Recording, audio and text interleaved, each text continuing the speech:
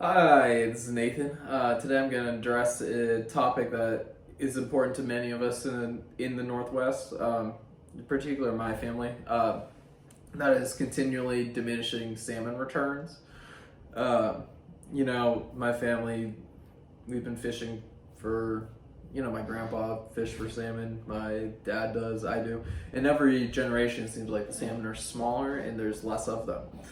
And I think scientists have been trying really hard to, figure out the cause of this. And all user groups, tribal subsistence, commercial fishermen, and sports fishermen are all heavily invested in solving this problem.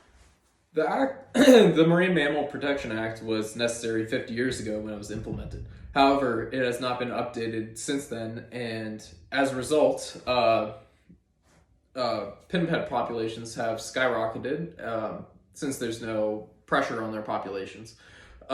This puts an ever-increasing strain on salmon across the board, as seen here. Pinnipeds account for more predation on salmon than humans, all of mankind, actually does, which is astounding to think about. I guess it makes sense given that each sea lion weighs 600 pounds, and they only eat fish and squid, and a large proportion of that is salmon. Another huge impact that they have on salmon returns is the fact that they feed on both adult salmon migrating back into the rivers, as well as juveniles flowing out to sea. This results in them being preyed upon at both stages of their life and just a tremendously increased impact on salmon populations. I will reference one article here. The Oregon Department of Fish and Wildlife removed 33 sea lions had swam upriver and were feeding on salmon at a fish ladder. These salmon couldn't go any way except up right by the sea lion's mouth. And in 1 year, the population of endangered steelhead had risen from 800 the year prior to over 6,000, which is insane.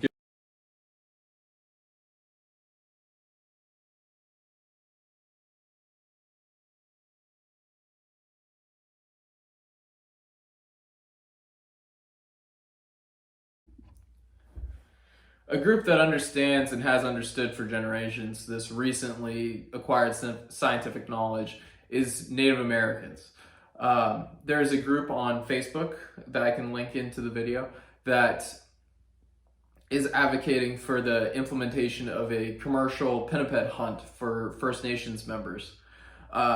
This is a great idea. Not only would it serve to greatly diminish salmon predation from pinnipeds, but it would also serve to financially benefit Native American communities, while at the same time they're working within their cultural values and customs, way of life. It really seems like a win-win-win. Native American groups get to pass down their cultural knowledge to other generations while making money, and everyone gets to enjoy increased salmon stocks. These Native American, this method of salmon restoration, as proposed by many Native American groups and tribes, has been practiced by them for generations and has been time honored as effective.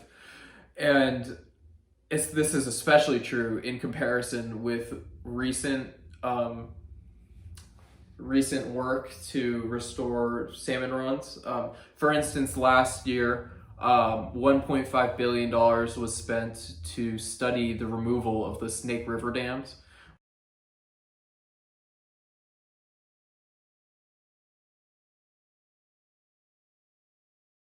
which not only is a huge use of money, but also if the dams were to be removed, there would be huge ecological and financial hardships on the communities reliant on them for transportation, for their economy and way of life.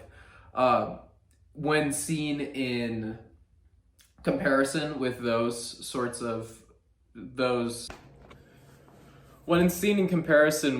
billion-dollar studies, it seems like common sense that we should allow those people that have been working in this land for thousands of years to manage our most precious resources that we all depend on.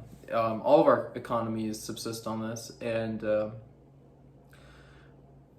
it seems like stating that the implementation of a commercial pinniped hunt for First Nations members would have more impact on salmon recovery than a billion-dollar study. It sounds a little out of left field. However, it's really amazing what you can do with so many years of knowledge and understanding of how things work. And if we are to simply listen to them, everyone can enjoy better salmon returns and more food. I see no negative aspects of this deal, especially in comparison with how much money is being spent on studies that really don't seem to be showing a lot for what they are.